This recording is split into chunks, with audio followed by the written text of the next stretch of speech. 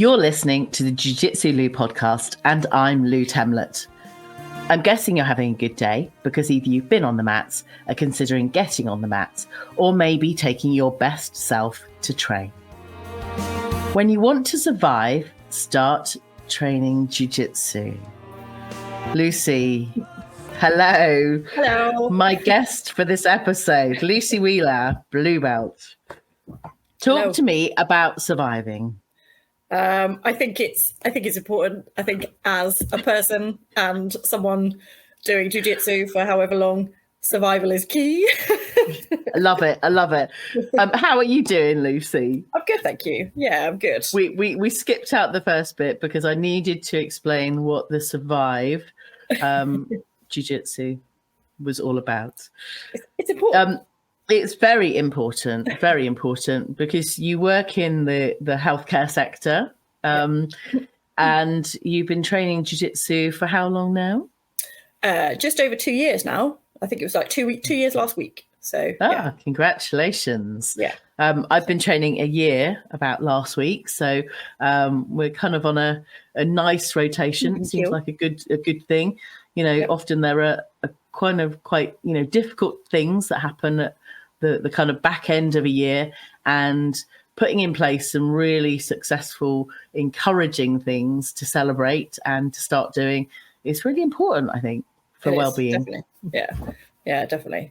I think jiu-jitsu as a whole for well-being is massively important, and I think it makes a difference. No matter what you're doing and why you're doing it, it makes a difference, and you're surviving, so it's even better. Absolutely. It's all about surviving. So talk to me about your job role and how that kind of fits in with your training schedule.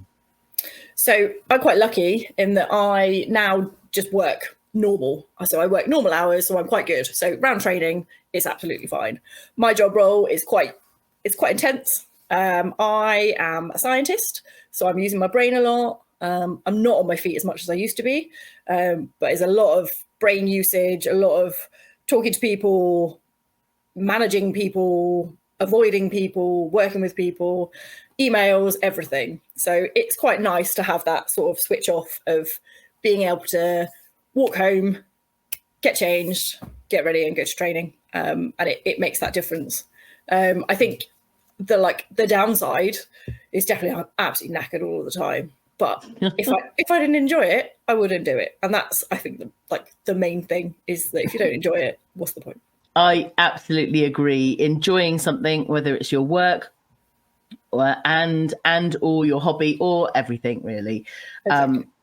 That's I think maybe that's the survival bit. It's the enjoyment, making life worthwhile. That it's not just a survival thing. You kind of, what's the cliche? Thriving, in a positive way. Yeah, absolutely. So it sounds great. You've got your work schedule, you've got your training schedule, and everything works. Apart from feeling a bit exhausted every now and again. Yeah. I think that comes with training with people who are half my age, trying to again. I think this is going to be word of the evening. Trying to survive, it's difficult.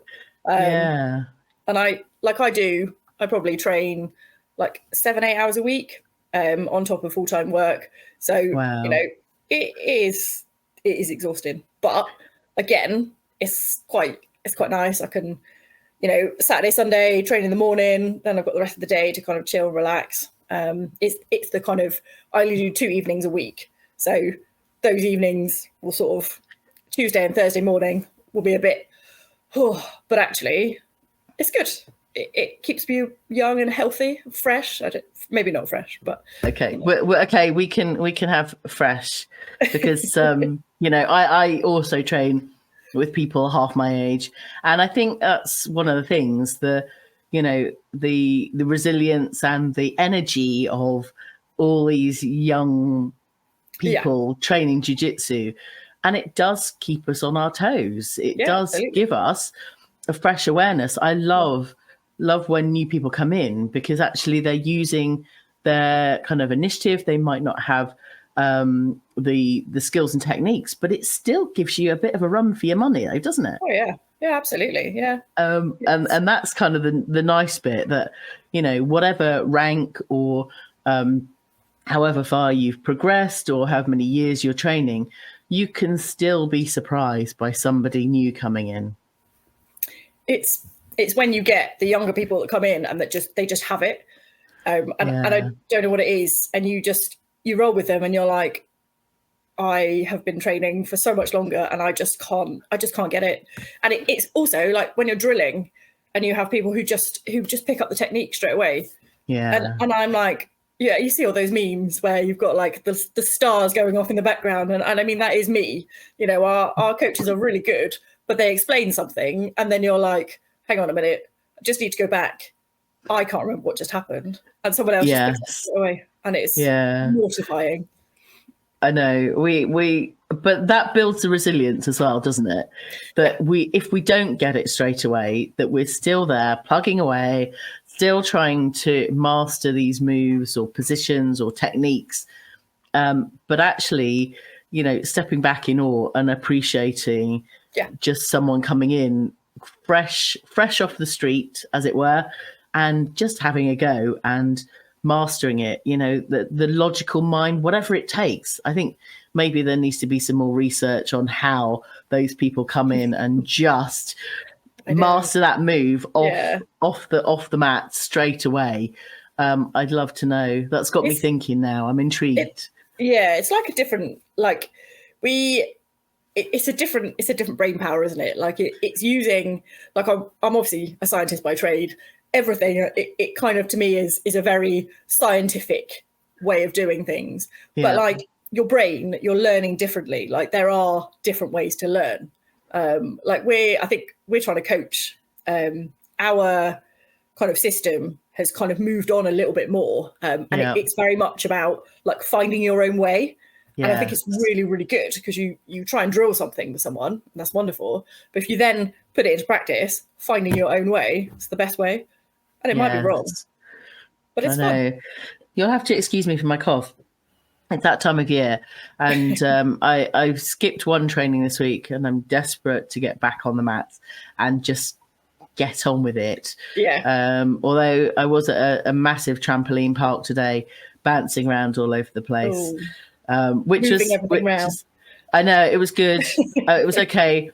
From a medical perspective, the pelvic floor was okay. I had 2 C-sections. So being a lady in her 40s, everything held together. It was okay. That's all right. I did have a couple of DMs, you know, asking for a friend. Did you wet yourself? No. Thankfully not. No anywhere. It was fine. But that's the reassurance. For anyone, anyway, ladies, you can do it. It's fine. We just need a little bit of assistance sometimes. But you're talking about the logical mind and the scientific mind. I think that brings, you know, lots of dynamics to the mat. But, you know, like you're saying, there's lots of other ways to learn. And I come from a kind of creative and a logical background. And sometimes I'm a dancer by trade. And I know we've kind of had a chat offline. And it gets mentioned a lot. It will continue to get mentioned because, it's about the balance and control and the core.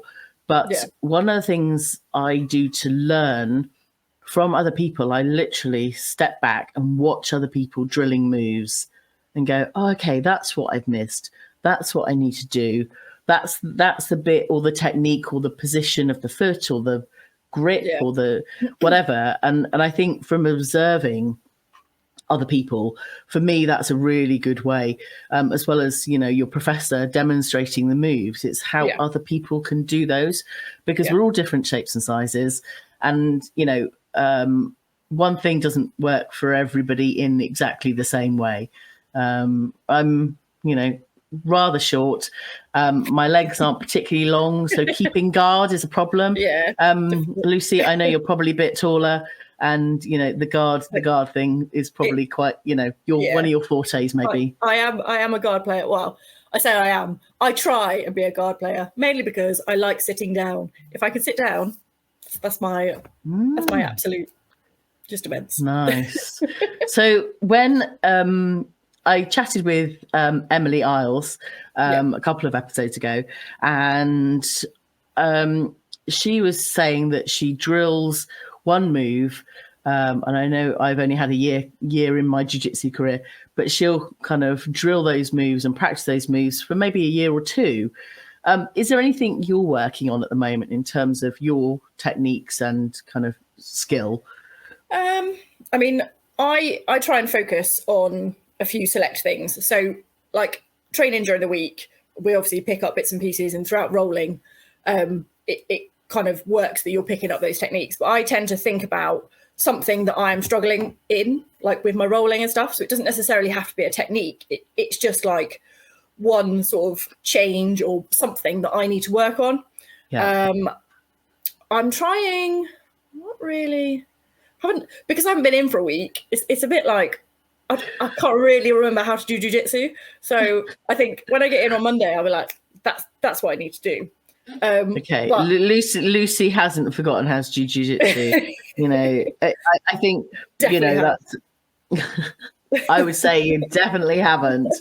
It's like, okay, cliche here. It's like riding a bike. You never forget. You're back in on the mats and you go, yeah, what was I talking about? Of course, I know what I'm doing. But also, I don't know if you've ever found it.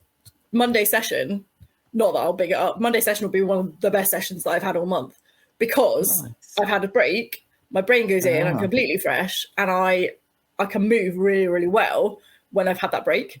And it's when I've got my strongest kind of movement is when I get to that point. It's the ones I love when I've had that kind of time off. So yeah, It does make that difference. I like that. If you that's a benefit maybe to take a break. Maybe you've got a cough and you have to have a bit of time off the mat, or you've done something, or you pulled something, or you whatever, because we all have these minor injuries. Niggles, occasionally. I don't think my little fingers have been straight for the last 6 months. Mine are my toes. Right, I've got broken my toes a couple of times. So have you?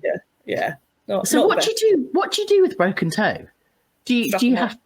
Is that all? So it's like broken toe, just get on with it, strap it up. Yeah. Okay. Just for anyone that does have any of those minor injuries, I always go, well, it hurts a lot. Yeah. What am I supposed to do? But yeah, there we go. In my mind, if it hurts, strap it. Obviously, if it still hurts, maybe don't do anything. But if you could do stuff with it, it's fine. That's reassuring, and that's from not that you're giving out healthcare advice. No, absolutely not. But when you have these things, it's like I didn't know what to do. My little finger, it's like not straight. Oh, yeah. And I broke that one when I was 17 ice skating somewhere. Yeah. But anyway, this one was straight, and it's not now. But it's like I can't tape it to the next finger because I can't do anything. And then I'm always like, well, if they see that it's taped, then it's a weak point. I'm not going to tape anything that anyone can see because then I'm there. Then what you do, you make it symmetrical. So you tape the other hand as well, and then no one knows it's a weak point, you see? I love that. There's a tip for you. If you have an injury on one side of your body, tape the other side as well. Love it. Absolutely. I can't remember who it was. So it was ADCC, whenever it was. Wasn't last year, was it? The year before. And basically they got their ankle cracked. And basically they strapped up both ankles so that they didn't know which ankle it was that was duff. So they didn't have that kind of one-upmanship on that. So it is a common thing amongst jiu-jitsu to strap up everything and strap up symmetrically. I like that. I'm taking that one away. This is a Jiu-Jitsu Lou podcast with me, Lou Temlett, coming to you from the UK. When you're ready to pick up some Jiu-Jitsu Lou merch, head over to jiu-jitsulou.com/shop. And if you want to get your hands on a discount, sign up to the newsletter at the bottom of the website. Today, I'm having a conversation with Lucy, and it sounds like we're picking up all sorts of fantastic tips, Lucy. But I want to get to the crux of your jiu-jitsu journey. And I know we've spoken offline about women's camps and competitions. Mm-hmm. So I'm going to open the mats for you to have a conversation. Yeah, so I've done, I think, 3 women's camps, and I've done 2 mixed camps, basically. And I've done a fair amount of competition. I say fair, maybe not that much, but I've done enough. Oh yes, we met. We weren't competing, but we met at one of the local competitions, and it was lovely to see you. Yeah. So I did my first competition in the March after I started training. So I started training the kind of just before Christmas, whatever year it was. It feels like it was about 5 years ago. It clearly wasn't. And I did my first competition in the March of that month. Yeah. And I flailed miserably, and it was awful. I got Ezekiel'd in 1 minute and 34 seconds. No. But bearing in mind, I've been training for about 4 months. I was, quite lucky. Like, I decided quite early on to sort of do extra training. So I do like a fair amount of like one-to-one training as well. Yeah. And then, so I did that. And then I went and spent time with Mark at Mats in the Mountains. And that's where I met Emily for the first time. So she was one of the instructors on that course, which was basically 2 days up in Snowdonia. Wow. And it was with Era Culverwell, Emily, and Chelsea Lear. So really like 3 quite strong women in jiu-jitsu. And obviously it was amazing just having a load of people on the mats that, I mean, we don't have a huge amount of women, like I would say probably more now than, but on a mat at one time it's probably like 9 women, whereas you've got a room full of like 50, 60 odd women. Wow. And it was amazing. And it was it was an eye-opener for me, like so many different types of people, different styles, different strengths, rolling with men predominantly, men are horrifically strong, but it's just quite nice to have that variation of different women to roll with, and feeling the different strength. Yeah. And then, I just enjoy them. I went to Julius Gardoni's camp. That was, I literally have no idea when it was. It was last year sometime. I always see them advertised. I know she's got a judo background, and she managed to pull off a really neat judo throw at the last Polaris. We'll get on to that in a minute. But so I've done 2 of her camps now, and I've got another one booked with her in February, and then I did Beachfront BJJ in June, July, whenever it was, which was also amazing. So Mo's got a really good setup there down in Exmouth, which he's a lovely guy as well. And it was like, it wasn't just jiu-jitsu, it was like yoga, there was off the mat, there was like open water swimming, there was a whole load of stuff, and that was with Owen O'Flanagan and Ash Williams, and that was really, really good. And again, there weren't that many women there, but there were different women. Like I met Kerry Isom down there, who she's just been promoted to brown belt, but she's just been on last. She was on Polaris, and she's just been on Enyo as well. She's lovely. So you just get to meet a whole load of people, and you kind of, because we're such a small sort of minority of women throughout jiu-jitsu, you tend to get to know different pockets of people. Nice. And it's just quite nice. And I'm not, I'm not like a really social, outgoing person, but it's just quite nice to be able to meet people and be like, oh, hey, and then be able to see them again and kind of have that rapport with them. So, No, that's really good. And you talk about, training with men, and, we've got a bunch of women at our school and lots of men, and it's having that variation, but having the variation amongst women and knowing our capabilities, but, connecting with other people as well. I've never been on any women's camps. And do you travel quite a lot? Is this kind of, I know you travel for work, because I've seen you've been not all over the world. I've seen a number of locations recently. So that's kind of in your comfort zone to travel a distance for training. No, absolutely not. It is so out of my comfort zone. Wow. I don't like change. I suffer with anxiety quite a lot. And and it takes quite a lot for me to get out and do stuff. But in my mind, jiu-jitsu is like the end point of having like a purpose to go somewhere. Nice. So I did the first camp of Julia's I went to. I took someone I knew, someone I'd actually met on the previous Mats in the Mountain camp. So I knew people.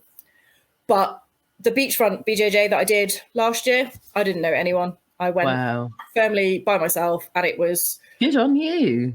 It honestly, and like, it's so difficult to get me in that room. Yeah. But it's so worth it when you get there, because what you get back is really, really important. Like it's really difficult. But for me, like, I have an endpoint. So I went to Lisbon last year for work, and I actually went and trained at a GB in Lisbon. Oh, and fantastic. They did not speak any English whatsoever. And I was like, oh my God, why am I even here? Wow. There was only 2 of us in the class. So it was basically like a private session. And it was fairly like basic takedown. But actually, I was so proud of myself that I'd gone over there, I got it done. And it was like, do you know what? This is what I need to be doing. Like, having like the language of jiu-jitsu. It sounds really sad, doesn't it? But it's it's amazing. I just had little tingles then when you said the language of jiu-jitsu, and I think you've kind of nailed it there.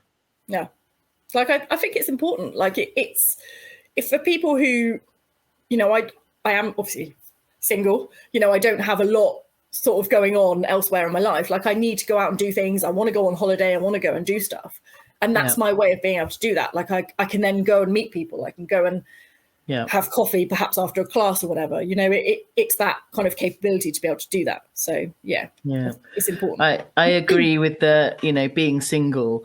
I'm single too, but it's having building a network that isn't in the dating zone. You're there to learn and develop yourself, and it's all about you know, literally developing yourselves to be better. And I think that's one of the joys, actually. You know, obviously a lot of people at school that, you know, are married, have young kids and whatever, but actually to take time out of your own work life and your home life to just go and do this thing for you, not because of anybody else, but primarily for yourself. I just want to say, you know, congratulations and well done on overcoming the anxiety to do those things. Turning up in Lisbon, not being able to speak the language, but like you say, the language of jiu-jitsu, you're able to, you know, learn the moves. And I'm assuming they were incredibly welcoming and, you know, kind of brought you in, and which is amazing. I think they thought I was a little bit odd, a bit like, who is this English person who's just rocked up? But, you know, like it was my first experience being abroad or being somewhere different to go and train. And I think it's important. Like I try and look everywhere I go now. I try and look for a gym to go to. Like, I was in Glasgow a few weeks ago. Unfortunately, I couldn't train at that point. But, you know, I always look for gyms close by. If I'm traveling, I kind of make sure that I'm maybe staying somewhere that there might be accessibility to the gym as well. So yeah. Nice. I've only kind of toured kind of London. I took the kids to London and did some stuff over the summer, and you know, I was looking up the local jiu-jitsu schools, and obviously we packed our gi for a photo shoot. Actually, it was kind of a family thing, but actually, you know, we got in a couple of sessions that, you know, whilst you're there, why not experience what this jiu-jitsu story and family is outside of, you know, your local thing. And I know a number of listeners travel usually around the world, so you know, if you can fit your gi in your bag, then you know, the world's your jiu-jitsu mat. Absolutely. Like, I think it's important, and again, it kind of highlights what you've got at home and your training that you've got, as well as, you know, you get that dip into what other people are doing. But for me, I really enjoy it because I basically go away, train elsewhere, and then it feels like I'm coming home, and I go to my gym. Nice. And it feels really familiar, and it's so nice to see everyone and train with everyone. So yeah, it's just kind of having that I'm back at home type thing. So maybe that's your reward, you know, having to go through that anxiety, and overcoming the challenges that those give you. You know, it sounds like you're an incredibly brave individual. Whilst you have anxiety in these situations, you're still going to overcome it. But actually the reassurance that when you come back to your jiu-jitsu school, it's home and it's safe and you're there and you're surviving. Yeah, absolutely. Exactly. See? It's all right. I made sure I had that link through the episode. It's okay. So I want to hear more about Polaris, because you were fortunate enough to be in the front row at Polaris in Southampton with Julia Scardone on the mat. Yeah. Tell me more. So obviously I asked her for tickets. Well, that's very wrong, but she was like, let me know if you need tickets. So I sent her a message. I was like, brilliant, just, it'd be really good to get a couple of tickets. So me and one of the other girls that I train with went down, and it's an amazing, I don't know if you've ever been to Southampton, but like to the city hall or whatever it's called. Yes, I'm familiar with it, but not when it's set up in that scenario. It's an amazing venue. Like you have the mats in the middle, and you have all of the kind of the seats around the outside, and you could, wherever you sit, even if you stand up at the back, you can see everything. And it was amazing. And obviously there were some really good women on the card. So like I've mentioned about Kerry. So Kerry Isom, Jade Barker was on there fighting her. Molly McCann obviously was fighting Julia Scardone. And it was a really, really good card. Obviously some of the men as well, like Tommy Langacker, Oliver Taza.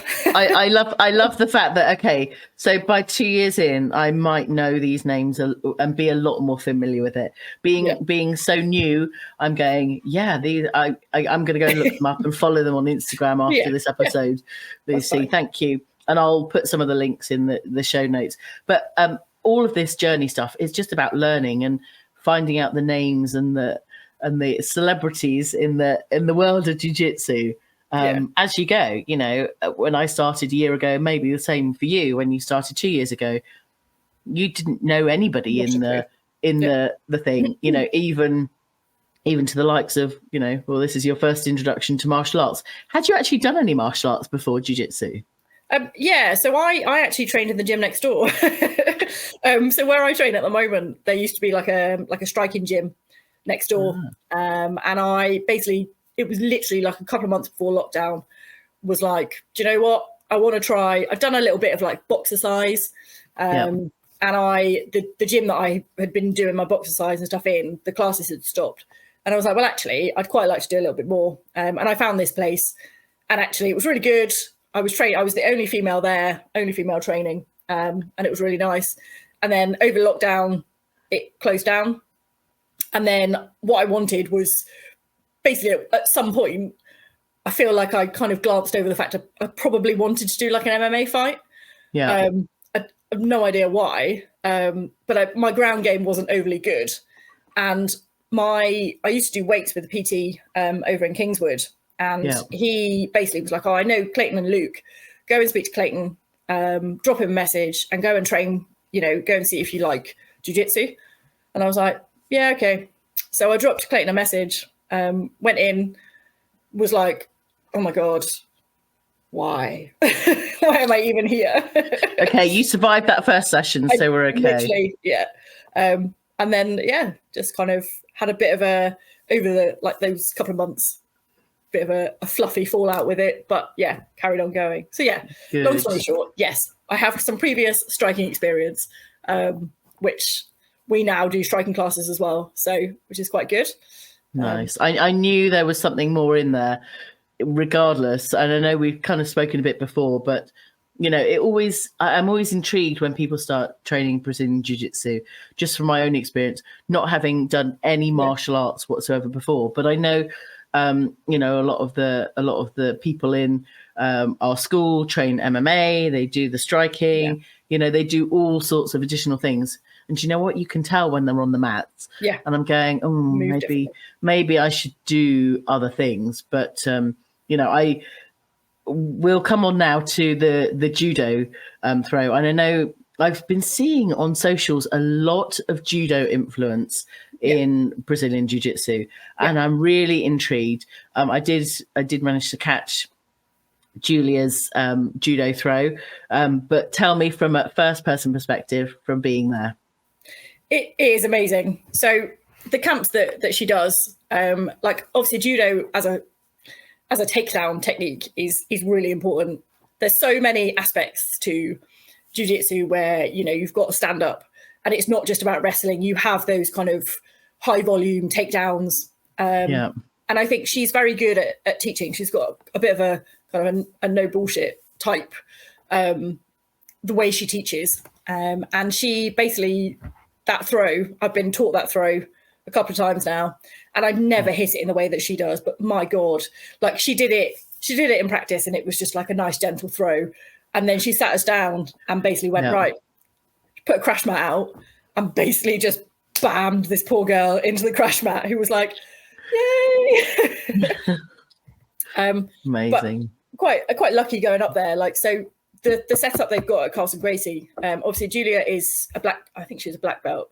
But Owen Livesey, who's her partner, is quite a high level jiu-jitsu person as well. But he's a Commonwealth medalist in judo. Oh wow! As are his sisters. So it runs in the family then. Yeah. Oh my goodness. It's crazy. But well, I've started the first generation. My kids are now training. Okay, 2 generations down. We're there. Yeah, it's give it 100 years or so. Yeah, like the last camp that she went on, basically his sisters were doing privates, so I went up there and it was basically an hour. Cost me 20 quid. It was an hour, and it, you know, I'm still using some of those things. I'm still trying to put those techniques in. And there's a couple of bits and pieces that I now add and are now in my stand-up game that I have learned on Julia's camps. And I think they're really important. So it hadn't really occurred to me. We've got a couple of new people in the school, and they are black belt judo people, and I'm, you know, bowed down to the skills and the abilities. But even the small things, like, you know, having the grips just a bit deeper than you would normally. You know, there are just some very small things that I can imagine. That if you continue to add and develop, then your game's just going to get better from a Brazilian Jiu-Jitsu perspective. Yeah, it isn't like, it's the setup that Julia's got, and I'm a mad advocate for her because she's very much female orientated anyway. Like she's all about the women's camps, but the setup that she's got over that 2 days it's amazing. Like I would definitely recommend anyone go. It is literally in the arse end of nowhere. Like Hull is like the arse end of nowhere, but there's not many places I would travel 4.5, 5 hours to get to for 2 days. So tell me the setup. So you travel up there on the day, you start in the morning. Give me a quick rundown for anyone that's not done any camps like me. What does it entail, just so that I can remove some of my anxiety into kind of stepping foot into a women's camp? So I tend to go up like the night before. So it just makes life easier because then I'm there. I don't have to worry about timings, getting there, you know, thinking about where I need to go. So it gives me that opportunity to just kind of chill that night before. Generally, you get there for the morning session. Morning session's about an hour and a half, 2 hours. Then you do a bit of sparring. Then it's lunchtime. Yep. Then you have an afternoon session with a little bit of sparring. And then generally on hers, you tend to go out on a Saturday night. I don't drink a particularly huge amount anymore. They all go get wasted. And then Sunday morning, it's the same again. So session of go and do a bit of drilling, and then you do some sparring, and then you go home. So it's kind of like a day and a half. The other camps are kind of set up fairly similarly. So you have you get there, you'll do a little bit of a seminar, then you'll have some rolling time, then you'll have lunch, and then you'll have, you know, the same again. And it's very much dependent on who the seminar's with. You know, techniques will vary. But I think she taught probably 4 or 5 throws over the weekend that I just went to. So Yeah. Good. I love the idea of one of these camps. I've got some friends in Mallorca, and I've seen that there's a Brazilian Jiu Jitsu and yoga camp. Yes. I'm going, that would It's be really very nice. Good. Is it? Yeah. Okay, so if you spot a women's camp, go and sign up. Take that step, overcome any anxiety, get there the night before, prepare yourself, and just enjoy it. My mission about this podcast is really to encourage more women, but actually, being all together, learning those skills, and just being able to kind of experience, the techniques and the skills of different women, and appreciate, each one of us as well. Because I think that's kind of the joy, and you go, there's utter respect. For everyone. I think as well, like it's very daunting going into a room full of women. Like it politics aside, like it's a very scary prospect. But I've never felt awkward. I've never felt like I'm in the wrong place. I've never really felt that I've not belonged there. Like it takes a little while. You kind of walk in the room and you're a bit like, oh my God, there's people here. I don't really know who to talk to. But you always lock eyes with someone. You always start a conversation with someone, even if it's just like oh, hi, I'm really nervous. Hi. So, it's not scary, but it is. But I've never stumbled across anything where it's been like, oh, I wouldn't ever come here again. Like, I've never experienced that. So fantastic. Now, you've given us a few tips about, if you have an injury on one side of your body, tape it up so that it's the same on the other side, so no one can kind of, pinpoint and, give you a hard time. Have you got any other advice for anyone wishing to start jiu-jitsu or already in their jiu-jitsu journey? I think listen to your body. So I'm quite a good advocate of I listen to what my body says. So I basically Monday night I got thrown and my shoulder, I basically trapped a nerve in my shoulder. And I was like, do you know what? I'm not going to train. Like I probably could, but I'm not going to. I'm just going to take that time off. And I think sometimes even if you're in a session and you are like, something just doesn't feel right, like pushing through it, especially as an older person, is not necessarily the right way to go. Like I get that there is the kind of the bravado of, just tape it up, it'll be fine. And sometimes that can be the case, but sometimes when you're just like, oh, I'm really not feeling this, like it's okay to not. I find, speaking openly, like I have a week every month where my body is just hormonal. I want to cry all the time. I don't want to do anything. And I go there and I just go, do you know what? I'm not going to expect a huge amount out of my body tonight. I'm just going to go. I'll see how I get on. If I don't stay for 2 hours, I don't stay for 2 hours. I just take it session by session and we'll just see how it goes. And I think that's important. Like it's just listening to what your body's absolutely. We some of us have menstrual cycles, and not quite. I'm in denial about perimenopause at the moment, so I'm not going there. I'm like, nope, I've still got my regular cycle, but I completely with you. A week or so, a month. Life does feel really quite challenging. And I think just giving yourself a bit of a break and go, okay, I'm just gonna do what I can do this month. This month, God, no, this week. Feel like that sometimes.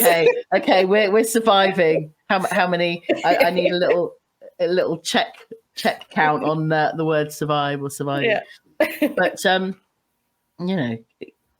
I think it's really hard. When you're training with men and other women. It's having that awareness that, I guess it's that you could pretend, or you could go, this is me unmasking, this is how I am right now, and that's okay. I'm okay with it.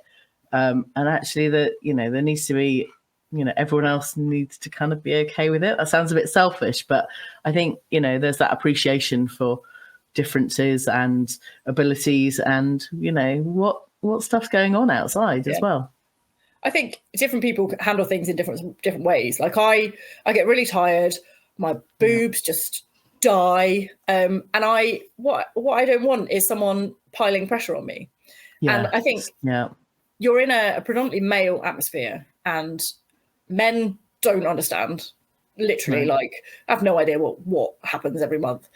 But I think being more open with how we feel, I think is really, really important. Yeah. And I think just sort of saying, look, can you just lay off, ease that pressure a little bit, because it hurts, And I think if you're rolling with a woman, and I had it the other week where someone just planted me square, and I was like, so painful. You just ease off that pressure slightly, and they're like, oh my God, yeah, I'm really sorry.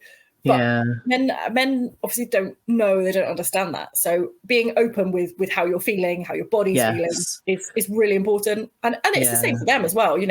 If they've got, if their ankle's hurting, their knees are hurting, they need to say. And it is, I think women, menstrual cycles, periods, it's not mentioned enough. But you are training in clubs that are predominantly men. So they literally have no idea. They don't know what's I think it's healthy that we start to mention these things, and if there's something not kind of there, then that's okay. But it's normalizing the human body and what we need to do to survive, to kind of get through the session. I think you've brought up a really important point. So we'll have to have more of a discussion on it, but for now, it's just being mindful of each other. It's all right, I'm surviving. Hooray! Okay, I'm going to have to count. Okay, if anyone can tell me how many survive or survivings we've mentioned throughout this episode, I will send you a free piece of merchandise in the post, or hand it to you in person if you're someone local. Okay, that's a little challenge for you. Early Christmas present. Excellent. So are you going to be training a lot over Christmas, or are you taking a bit of a break? No, I will be continuing as normal. So generally, I think our club's open like Christmas Day, Boxing Day. So I think, I think it would just be open mat. I don't know what I'm doing for Christmas yet. So I will be training as normal. Nice. Next. I think because I have some time off, it's quite nice, because then I can just up my training a little bit, and I can just kind of spend a bit more time on the mats. So it's be good. I like that, the upskilling in the downtime. Jiu-jitsu schools don't close, and you can just go and make the most of it. Some time off, go and train a bit more, go and upskill, but listen to your body as well. Yeah, absolutely. It's really important. Definitely. Yeah. I hope you enjoyed this episode. Thank you for telling your friends about this show. And to get notified of any special offers or the guests coming up on future episodes, head over to jujitsulu.com and sign up to the newsletter. Thank you again for listening. Catch you on the next episode.